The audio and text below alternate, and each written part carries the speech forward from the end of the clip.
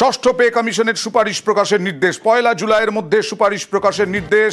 বিচারপতি অমৃতা সিনহার কথা বলবো, বিস্তারিত জানবো প্রতিনিধি অর্ণবের কাছ থেকে। অর্ণব, রাজ্যের কারা দপ্তরের সেকশন অফিসার দেবপ্রসাদ হালদার তিনি মামলা করেছিলেন এবং তিনি প্রথমে আরটিআই করেন এবং আরটিআই করে ষষ্ঠ পে কমিশনের রিপোর্ট বা এক্ষেত্রে কমিশনের সুপারিশ সেটা তিনি জানতে চান, দেখতে চান। তিনিও রাজ্য সরকারি কর্মচারী, তিনিও সুপ্রিম কোর্টে ডিএ মামলার একজন অংশীদার।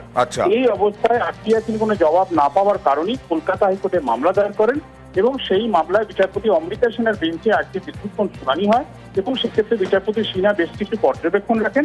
তিনি বলেন, যদি ষষ্ঠ পে কমিশনের এই সুপারিশ তা যদি রাজ্য সরকারি কর্মচারীদের জন্য হয় তাহলে সেইটা লুকিয়ে রাখার মতো বা গোপন করার মতো বিষয় কিছু নয়। তাই 1 জুলাই রাজ্যের সংশ্লিষ্ট দপ্তরের ওয়েবসাইটে এই ষষ্ঠ পে কমিশনের যে সুপারিশ ছিল, অর্থনীতিবিদ অভিরূপ সরকারের নেতৃত্বে যে সুপারিশের কমিশনের যে সুপারিশ করেন সেই সুপারিশটা ওয়েবসাইটে, নির্দিষ্ট ওয়েবসাইটে আপলোড করার নির্দেশ তিনি দিয়েছেন এবং সেখান থেকেই মামলাকারী যাতে তার যে যাচাই করা তথ্য যাচাই করা সেটা দেখে নিতে পারেন, এই পর্যবেক্ষণও রেখেছেন বিচারপতি সিনহা। বেশ।